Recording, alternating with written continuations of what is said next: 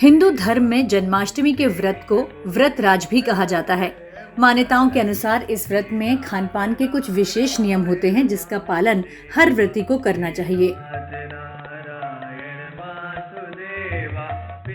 जन्माष्टमी का व्रत कुछ लोग निर्जला यानी बिना जल के भी रखते हैं, जबकि कुछ लोग दिन भर उपवास रखकर शाम के वक्त फलाहार कर लेते हैं।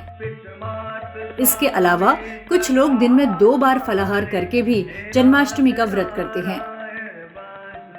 जन्माष्टमी के दिन लगभग सभी घरों में कान्हा जी का भोग लगाने के लिए 56 प्रकार के भोग बनाए जाते हैं। कई बार इस दिन व्रत उपवास करने वाले लोग ये नहीं समझ पाते कि इस दिन उनको क्या खाना चाहिए और क्या नहीं, जिससे कि वो अच्छे से व्रत भी रख पाएं और उनकी ऊर्जा भी बनी रहे। तो आइए आज आपको बताते हैं कि जन्माष्टमी के व्रत में क्या खाएं और क्या नहीं। शास्त्रों के अनुसार जन्माष्टमी के व्रत में व्रत की पहली रात्रि से ही हल्का भोजन करना चाहिए। जन्माष्टमी के एक दिन पहले से ही तामसिक भोजन जैसे लहसुन, प्याज, बैंगन, मूली आदि का त्याग कर देना चाहिए और सात्विक भोजन करना चाहिए। पानी में तुलसी की पत्ती डालकर उसका सेवन करें और श्री कृष्ण के हर भोग में तुलसी का पत्ता जरूर रखना चाहिए। भगवान श्री कृष्ण के बाल स्वरूप लड्डू गोपाल जी को माखन बहुत प्रिय है। ऐसे में जन्माष्टमी के दिन पूजा करते वक्त लड्डू गोपाल को माखन मिश्री का भोग जरूर लगाएं। एक पौराणिक कथा के अनुसार माँ यशोदा कान्हा को बचपन में दिन में 8 बार भोजन कराती थी। कृष्ण जी ने जब अपनी एक उंगली पर पूरे गोवर्धन पर्वत को उठा लिया था और सभी की रक्षा की, 7 दिन तक कान्हा बिना खाए इसी अवस्था में रहे। इसके बाद माता यशोदा और सभी गांव वालों ने बाल गोपाल के लिए 7 दिन और 8 प्रहर के हिसाब से 56 प्रकार के पकवान बनाए और तभी से कान्हा को 56 भोग लगाने की ये परंपरा चली आ रही है।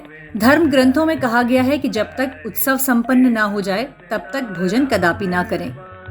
जन्माष्टमी के व्रत में रसीले फलों का सेवन करने से शरीर में पानी की कमी नहीं होती। कान्हा जी को छाछ और दही अति प्रिय है। दही की लस्सी पीने से आपके व्रत में प्यास भी नहीं लगती और पेट भी भरा रहता है।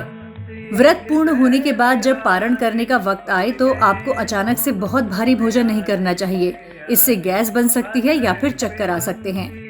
अक्सर लोग व्रत खोलते समय तली चीजों का सेवन करते हैं। ऐसा करने से बचना चाहिए क्योंकि ये सीधा आपकी पाचन क्रिया पर असर डालते हैं। हमेशा व्रत को हल्की चीजों का सेवन करके ही खोलना चाहिए। व्रत खोलने के लिए सबसे पहले गुड़ और पानी या फिर खीर जैसे भोज्य पदार्थों का प्रयोग करना चाहिए। शास्त्रों के मुताबिक एकादशी का व्रत हजारों लाखों पाप नष्ट करने वाला अद्भुत ईश्वरीय वरदान है, लेकिन एक जन्माष्टमी का व्रत 1000 एकादशी व्रत रखने के पुण्य की बराबरी का है। अगर आप एकादशी के व्रत नहीं कर पाते तो जन्माष्टमी का व्रत करके पुण्य कमा सकते हैं।